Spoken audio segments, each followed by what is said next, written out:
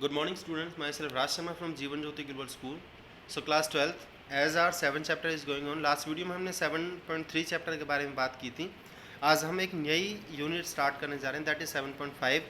Today we will discuss about cardiovascular fitness, and in this segment we will discuss about only Harvard step test. There is another one test is with the name of Rockford 1 mile test, but it will be discussed by later on. But and today we will discuss about Harvard step test. Okay, so please go through with the video. Dear students, as you can see, first of all, before proceeding anything, before defining about the any of the test, we have to know about cardiovascular fitness, that what it is. In fact, cardiovascular fitness is the ability of the heart and lungs to supply oxygen rich blood to the working muscle tissues, and the ability of the muscles to use that oxygen to produce energy for movements. Author क्या कह रहा है कि cardiovascular, सबसे पहले तो इसका मतलब जो हृदय वाहिका पुष्टि, जो हमारे हार्ट के काम करने की जो पुष्टि फिटनेस होती है, इज द एबिलिटी, वह योग्यता होती है किसकी, हार्ट की और लंग्स की, हमारे दिल और फेफड़ों की, कि to supply oxygen rich blood, oxygen से युक्त जो ब्लड होता है, टू वर्किंग मसल टिश्यूज, काम करने वाले जो मांसपेशियों के ऊतक होते हैं उन तक ऑक्सीजनेटेड ब्लड की सप्लाई करना. And ability of the muscle, मांसपेशियों की वह योग्यता होती है कि उस ऑक्सीजन को यूज़ करके प्रोड्यूस करना, पैदा करना एनर्जी को, ऊर्जा को पैदा करना, किसके लिए, मूवमेंट्स के लिए, कार्य के लिए.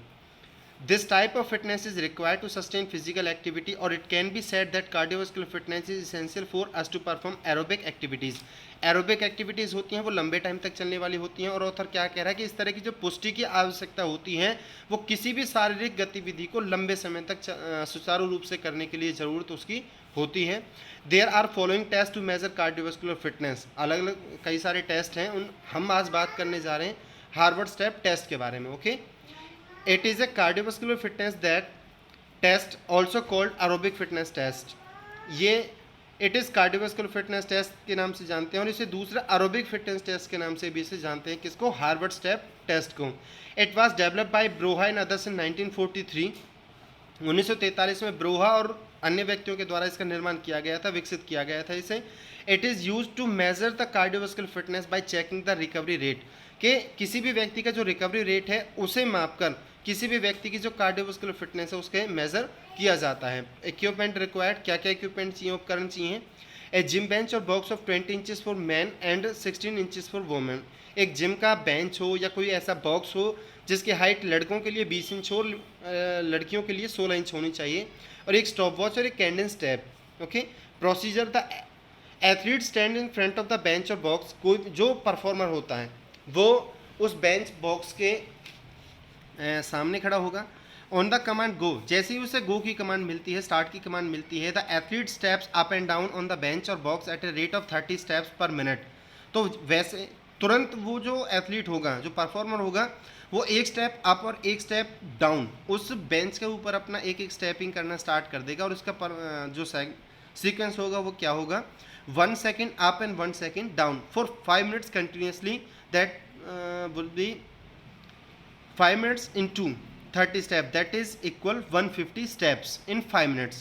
Okay, stopwatch is switched on simultaneously at the start of the stepping, कि जैसी गो की कमांड मिलेगी, जैसी परफॉर्मर स्टेपिंग करना स्टार्ट करेगा, तुरंत जो स्टॉप वॉच है वो तुरंत एक साथ उसके स्टार्ट होगी. After that the athlete sits down immediately after completion of the test, कि जैसे ही उसकी स्टेपिंग खत्म होती है वैसे ही जो एथलीट है वो बैठ जाएगा. आफ्टर 5 मिनट्स, मतलब 5 मिनट का ड्यूरेशन था. The total number of heart beats are counted between 1 to 1.5 minutes after completion of the test. जैसे टेस्ट खत्म होता है उसके 1 से 1.5 मिनट के अंतराल में जो 30 सेकंड का टाइम होगा उसमें हार्ट बीट्स काउंट होंगी. The heart beats are counted for 30 seconds period. Again the heart beats are noted for 30 seconds after the finishing the test. After that, the third time the heartbeats are noted after 3 minutes of completion of the test for 30 seconds period.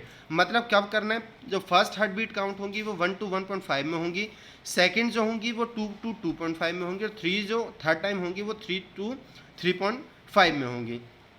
The same foot must start the step up each time and an erect posture must be assume at the bench, कि जितनी बार भी आप stepping करोगे हर बार आपको क्या करना है, same foot से ही आपको वो स्टेपिंग स्टार्ट करनी है। मीन आपने फर्स्ट टाइम में फर्स्ट अटैम्प्ट जो आपने किया था उसमें आपने अगर अपने राइट लेग यूज़ की थी तो every time you have to use your right leg. Clear है?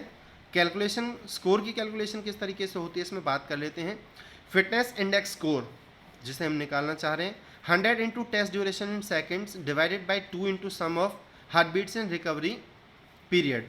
सो एग्जाम्पल देखिए कि test duration was 300 seconds, number of heart beats between 1 to 1.5, 2 to 2.5 and 3 to 3.5, then 100 into 300 the duration, 2 into 240, 90 plus 80 plus 70 is equal to 40 and the ratio will be 62.5. Table of fitness index score, the figure is shown in your book, so you can easily can see it in your books. So we will discuss about advantage. Okay, what are the advantages of this test? The very first is minimum equipments are required for conducting this test. इस test का संचालन करने के लिए, organise करने के लिए कम उपकरणों की आवश्यकता पड़ती है। इट रिक्वायर्स मिनिमल कॉस्ट, बहुत कम खर्चा लगता है। It is simple to set up and conduct, इसे सेटअप करने में और कह सकते हो आप इसका संचालन करने में बहुत साधारण है, कोई किसी तरह की कंप्लीशन नहीं है। डिसएडवांटेज क्या है कि there are differences in biomechanical characteristics among individual. व्यक्तियों के अंदर उनकी जो शारीरिक बनावट होती है, जो जैविक बनावट होती है, उसमें भिन्नताएं होती हैं। But the height of the box और bench remains same for tall individuals and short individuals. लेकिन लंबे व्यक्तियों के लिए और छोटे व्यक्तियों के लिए जो बॉक्स की और बेंच की जो हाइट होती है वो सेम होती है। It will be easy for tall individuals and difficult for short individual. लंबे व्यक्तियों के लिए बहुत आसान होता है, जबकि छोटे हाइट के व्यक्तियों के लिए बहुत ये कठिन हो जाता है। The same difference can be seen in case of body weight, और यही ठीक अंतर देखा जा सकता है व्यक्तियों के शारीरिक भार के अंदर। Those individuals who are overweight, जो व्यक्ति जिनका वजन ज़्यादा है, it will be difficult for them, उनके लिए बहुत कठिनाई भरा होगा। So it is not implemented equally to all individual, इसीलिए इसे समान रूप से हर एक व्यक्तियों के ऊपर लागू नहीं किया जा सकता। ओके, सो ये टेस्ट आपका कंप्लीट हो चुका है। नेक्स्ट वीडियो में हम बात करेंगे रॉकपोर्ट 1 माइल टेस्ट के बारे में। Okay, so go through with the video. Thank you.